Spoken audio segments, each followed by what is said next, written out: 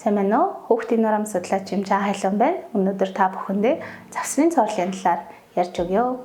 Сүүлийн үед эмнэлэгт хандж байгаа хүүхдүүдийн маань дийлэнх хувийг завсрын цооролтой хүүхдүүд эзэлж байна. За үүний гол шалтгаан нь яагаад үүсэж байгаа гэхээр шүдний утас сэргэлэхгүй байгаатай холбоотой. За эцэг эхчүүдээс бол асуумж авахад ихэвчлэн хүүхдийнхээ шүдийг маш сайн угаадаг, өдөрт 2-3 удаа угаадаг гэж хариулдаг. За тэгтээ зөвхөн шүдний оо болон сойц хэрэгэлсэн байдаг.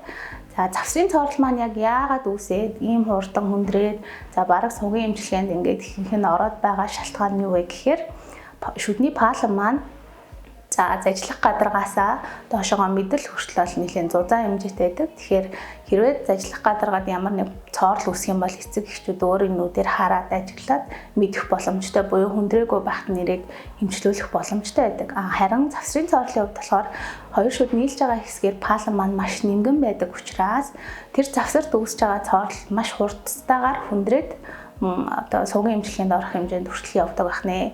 За эхэндээ цоорол үүсэж байгааг бол эцэг эхчүүд өөрийн нүдээр мөн харах боломжгүй, мэдэх боломжгүй. Энийг ямар үед одоо бид нар харж мэддэг вэ гэхээр дэлгэмэл рентген зураг юм уу эсвэл одоо шүдний эмнэлэгт авагдж байгаа зургуудаар бид нар хянж харж мэдэх нь мөн шүдний эмнэлгийн багч уу одоо эмчнэр маань багчаараа үзэж байгаа за энэ ингээд цоорол явагдаж байна гэдгийг онцлох боломжтой байдаг.